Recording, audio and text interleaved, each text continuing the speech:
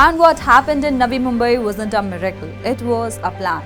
A bold BCCI decision, a risky investment in women athletes, and a World Cup win that shut a lot of mouths. Stay with me because this story isn't just about cricket.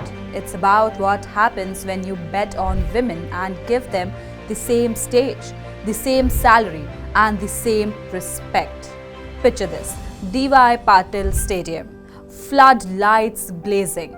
The crowd was roaring like a thunderstorm trapped inside steel.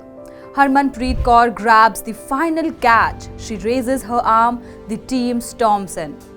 And suddenly, India is the world champion. Not women's champions, world champions. And here's the real plot. The victory didn't begin on that field. It started in a quiet office back in October 2022 with a decision most people laughed at. That day, the BCCI said, we'll pay our women cricketers the same match fees as men. Same pay for ODIs, same pay for T20s, same pays for tests. It sounded simple, but the world where excuses for inequality grow like weeds, this was a bomb. India joined that tiny list of countries that dared to put money where their mouth was. And not everyone clapped. Oh no. Cue the critics. Share emotion. Not financially smart.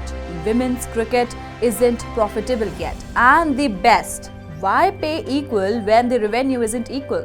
As if dreams need to show profit spreadsheets first. Fast forward, India has a rough patch. League stage losses, bad form, trolls crawled out like it's their full-time job. See, equal pay for what?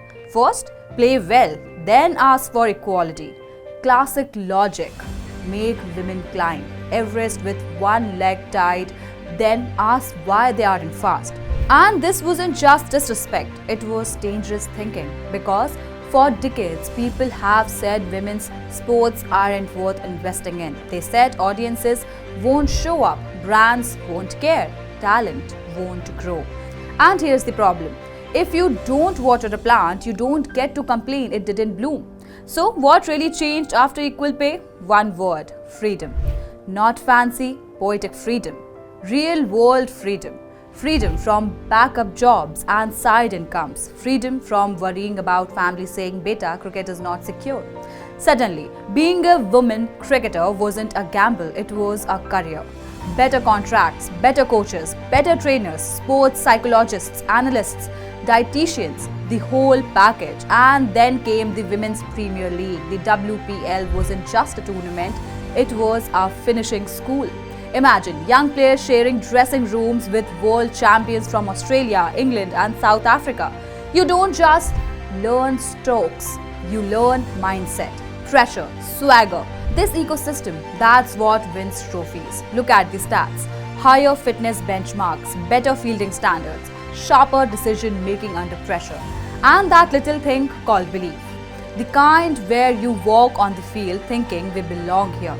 This wasn't overnight magic. It was an investment meeting preparation, a meeting opportunity, a perfect triangle. And then came the moment.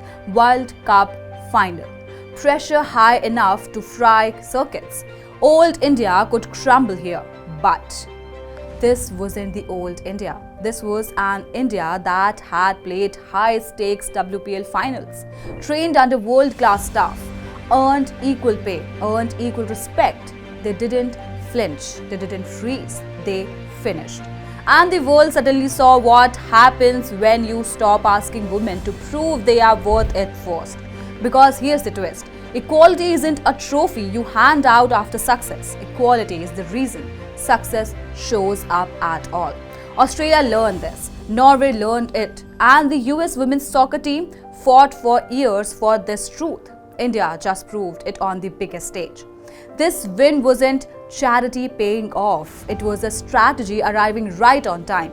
Equal pay didn't just reward talent, it built talent. Investment didn't follow victory, victory followed investment.